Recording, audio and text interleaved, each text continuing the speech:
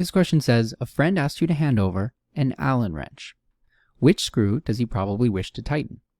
And we have these 5 different types of screws. And each of these screws will be distinguished by its unique socket.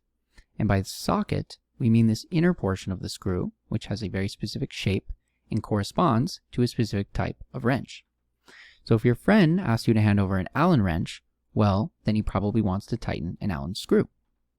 So if we consider the Allen wrench, which is a small L-shaped tool with a hexagonal cross-section, this means if we were looking at the face of the Allen wrench that actually enters the socket to tighten the screw, which is to say this face here, from this perspective, we see that it has a hexagonal shape, which means that the Allen screw must have a hexagonal socket. So we can go through each of these options, A through E, and identify which has that hexagonal socket. Well, we can readily identify that this is D.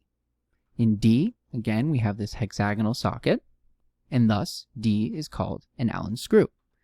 Now, these other screws are also common and important types of screws, so we should briefly make sure to cover them. In A, where we have this star-shaped socket, we have what's commonly called a starhead wrench for that reason, or a starhead screw. Or more commonly, it's called a Torx screw. In B, I'm sure we're all familiar with B, B is called a flathead screwdriver, or again, a flathead screw. Likewise, it also can go by many other names, 2 of the most popular being slotted or straight wrenches or straight screws. For C, we have something that somewhat resembles D, but instead of a hexagonal socket, we have this cubic socket here. And this is what's called a Robertson, or a square head wrench. So we can call it Robertson. D, of course, we've already established. And lastly, in E, probably the one most of us are best familiar with, is simply known as the Phillips. So for this, you would use a Phillips wrench to tighten this Phillips screw.